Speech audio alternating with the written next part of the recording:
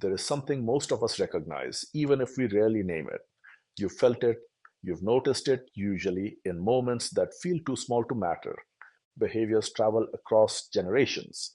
A family's relationship to money, to authority, to strangers at the door, to unexpected news.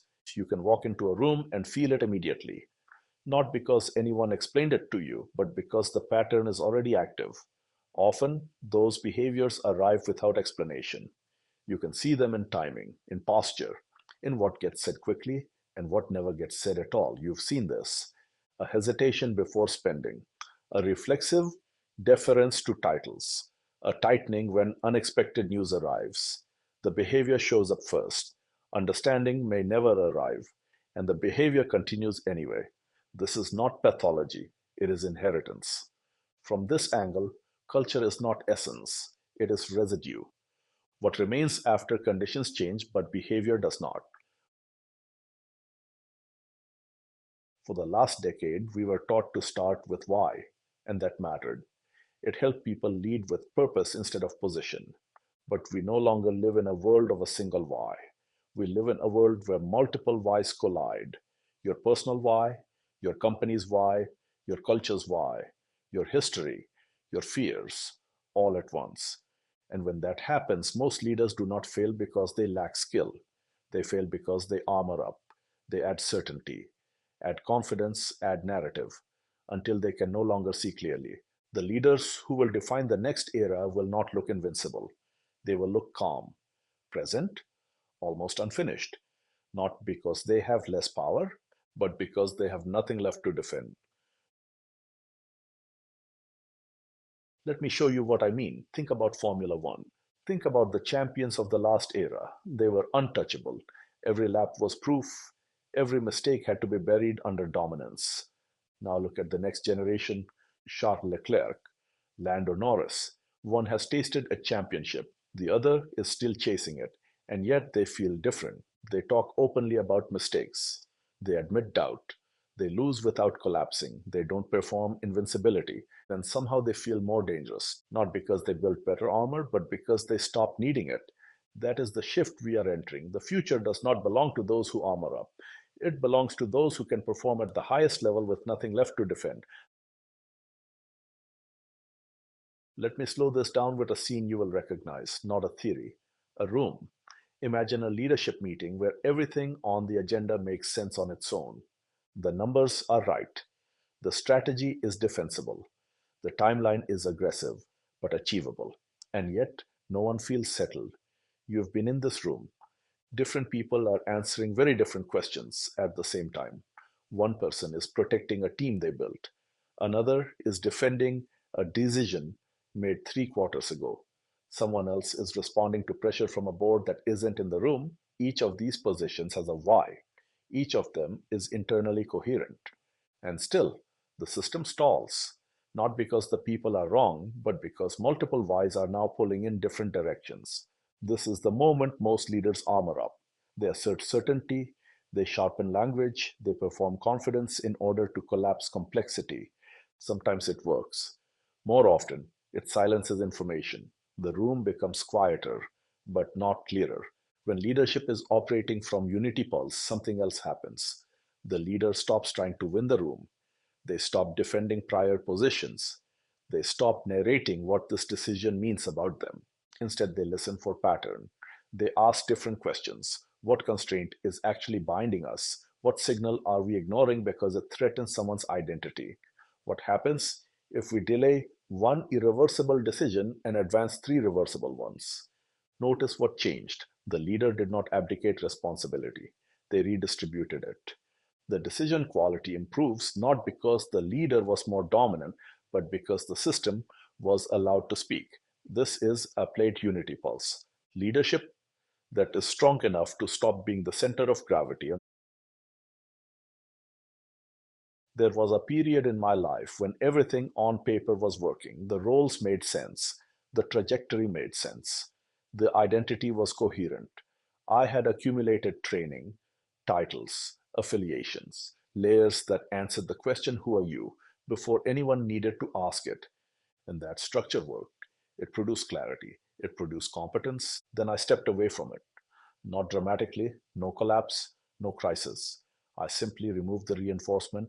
The title was gone. The daily signal disappeared. The mirrors stopped reflecting back a finished version of me.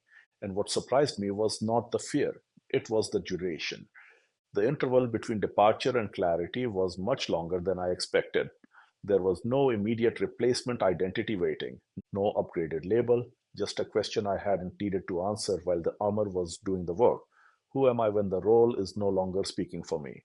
That moment is familiar to more people than admit it, because MindForge is very good at teaching you how to become someone. It is much quieter about what happens when becoming stops working.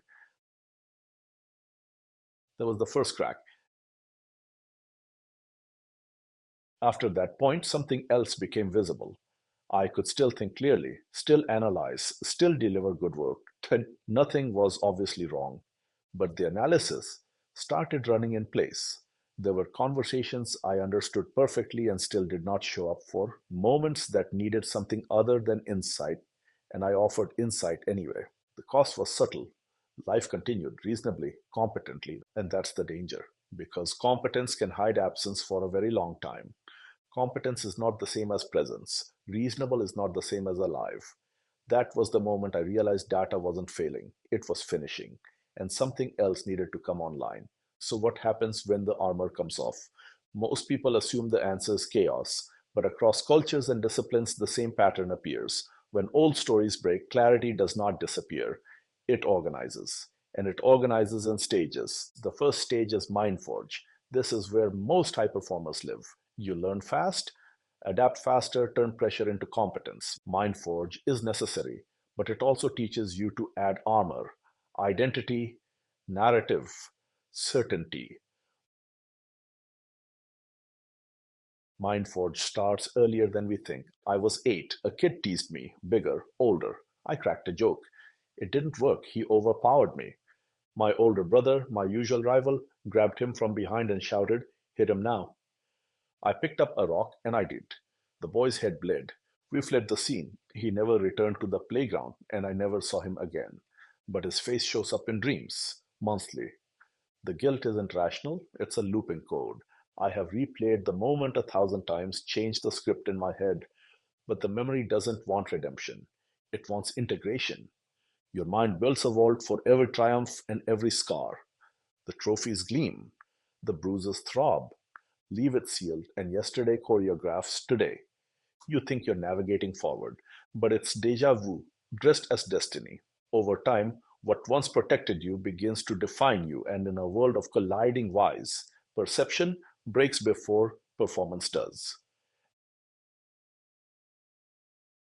After MindForge, the data stops being enough.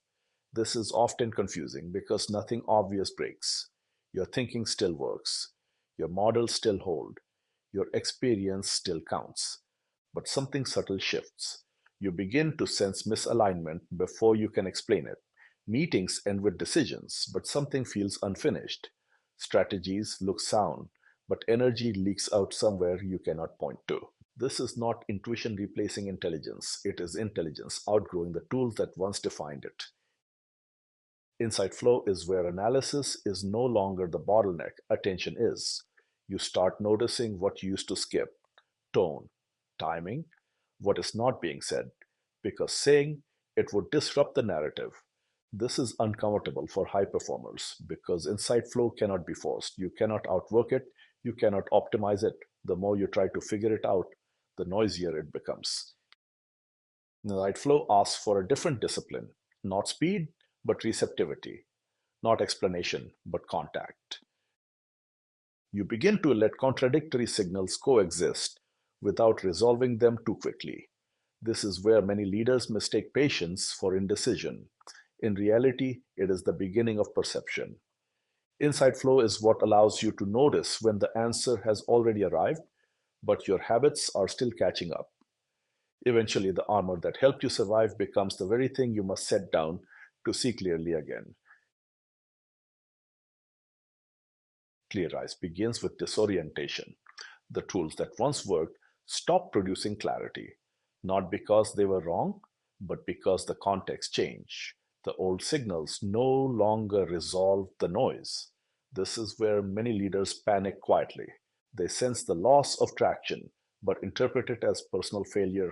So they add structure, more frameworks, more urgency, more explanation. ClearRise asks you to do the opposite, to stay when certainty dissolves, to resist the impulse to immediately replace one narrative with another. This phase feels empty because it is subtractive.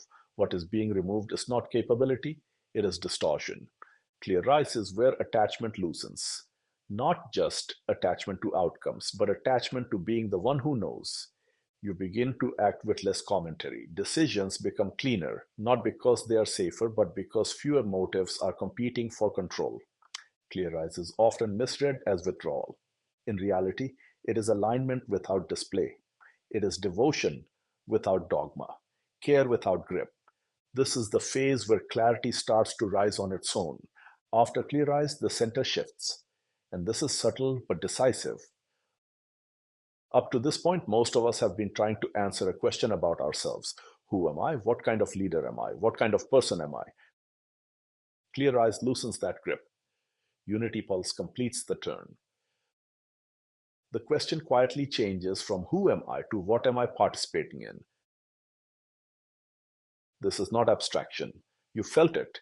It happens when a room stops reacting to you and starts responding through you, when decisions stop being expressions of identity and start being responses to a system that is already in motion.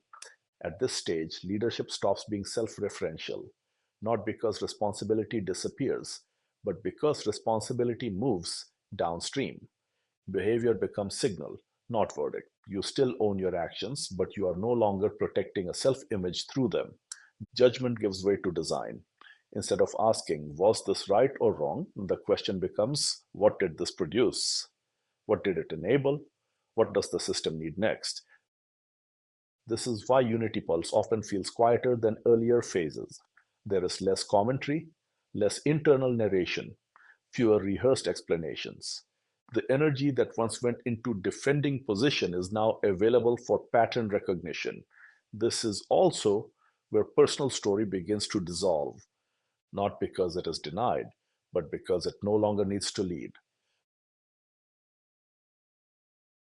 Beyond this point, something even quieter happens. The need to manage perception falls away.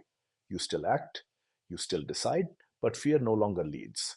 InfiniteSight is not an achievement. It is perception without defense. No armor, no enemy, no separation. This does not end here. You will feel the urge to armor up again. In a meeting, in a crisis, in a moment where certainty feels safer than clarity. When that happens, notice what you are still defending and ask whether it is still required. Then let clarity arrive on its own.